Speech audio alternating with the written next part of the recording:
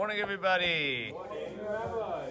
One of the great teachings of the Alter Rebbe, the year 1795, while he was in a place called Liyozne, he explained that it says, Schar mitzvah, mitzvah, the reward of a mitzvah is a mitzvah. That what does it mean? That the mitzvah itself is the greatest reward that a person can have.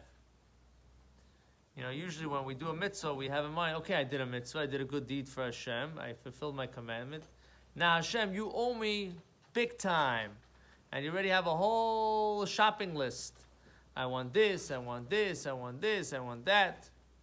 So the Alter Rebbe says, perhaps, if a person looks at it in a whole other way, not seeing it from a child perspective, that I did something, I have to get a candy right away. It's a whole nother insight to seeing what a mitzvah represents and what is the reward of a mitzvah. The schar of the mitzvah is the mitzvah itself, meaning to say that when you do a mitzvah, you're creating a certain experience, you're creating a certain connection with Hashem. That connection that you're creating with Hashem, we don't see it now. We don't experience it now. We don't even know what it is. But when Mashiach is going to come, and there's going to be a revelation of God in this world, we will connect and we will experience what was that connection that we did in Galus, in exile, and that will be a connection that we have now with God. This is the reward, this is the outcome of a mitzvah. However, and that's not possible for it to be in this world at this time. However, there's something called Peresel, Adam Oichel Bel Mazed. There's a certain benefit. The actual reward is only for Mashiach. But there is a certain benefit aside, like the fruit, that a person can also have in this world. And what is that? That when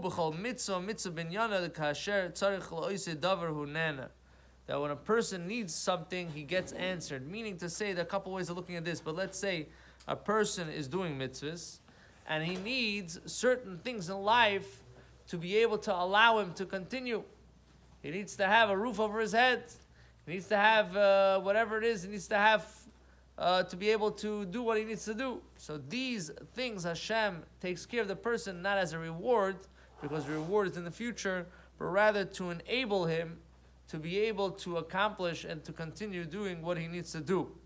So it gives you a different perspective, because we're looking at the mitzvah, okay, I do this and I get a reward. The reward is very monetary. The reward that we're looking at is very limited in time, space, and quality.